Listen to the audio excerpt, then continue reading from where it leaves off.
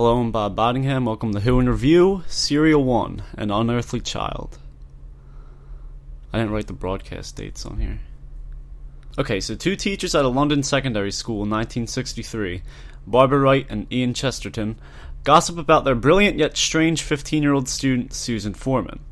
Susan's behavior and whereabouts are questionable, and being the incredibly nosy people that they are, they track down Susan's address to a junkyard and proceed to follow her home. In this junkyard, they don't find Susan, but a vibrating police box, to which Ian claims, "It's alive!" From the shadows comes an old man, and Susan calls out to her grandfather from within the police box. Ian and Barbara get confrontational, but this crotchety geezer refuses them and won't let them check inside. They force their way in anyway, to find Susan standing in a massive futuristic control room. Ian is dumbfounded as to how such a large room fits in a telephone box, but the old man warns him he should be more worried about what will happen to him now that he's found the TARDIS. Time and relative dimensions in space! Susan begs her grandfather to let them go and let her stay in 20th century England. And he says, okay, fine, and proceeds to blast them off in 100,000 BC, in a big freaky takeoff spectacle we will never ever see again, because dematerialization was cheaper. Now there's cavemen nearby who are going absolutely insane over their inability to make fire. Za, great name, son of the last leader who could make fire, can't, and the people want Hunter Cal to lead them instead. This Cal guy happens to spot the TARDIS, which because of the broken chameleon circuit that never gets fixed, is still a police box. Inside, Ian says, "Open the doors, Dr. Foreman," and the old guy goes, "Huh? Doctor Who? Woo! I did it! I figured out who the doctor was! Woohoo! Alright, that's it! I did it, it's over!"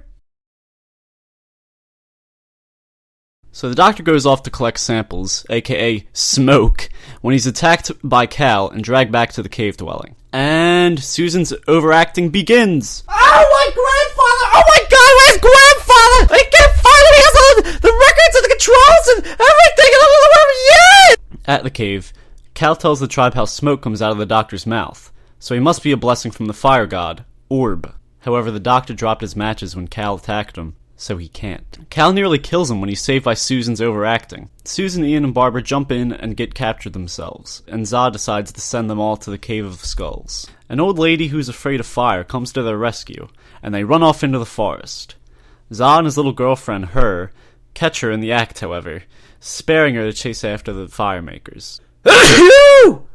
They waste a ton of time resting because the doctor's old, and Barbara's a nervous wreck who screeches like a banshee after tripping on a dead warthog or something. Za nearly catches up to them until he's attacked by an animal off-screen, prompting Ian, Barbara, and Susan to turn around and help him. The doctor, however, very unlike the peaceful humanitarian he'll later become, doesn't help at all, and tries to fucking bludgeon him with a rock before Ian stops him. Cal, meanwhile, kills the old lady in the Cave of Skulls and blames everything on Za. The idiotic tribe believe him despite any reason for Za to ruin his ticket for leadership, and under Cal's command somehow get to the TARDIS before our heroes and recapture them. Yay! Padded out for another episode. That's the Doctor Who way. Back at the cave, the Doctor's famous wit finally shines, and he tricks Cal into revealing his bloody knife and confessing to killing the old lady. The tribe force Cal out, putting Za back in command. And Za, the ungrateful bastard, throws the group back into the Cave of Skulls. The group shows Za how to make fire the old-fashioned way, just in time for Cal to force his way in. Za and Cal duke it out for a while. It's pretty damn violent for 1963, until Za chokes Cal out and smashes a boulder over his head. Instead of having them teach Za how to make fire himself, Za wants the group to stay forever. By scaring the tribe with some flaming skulls, the group manages to run away again.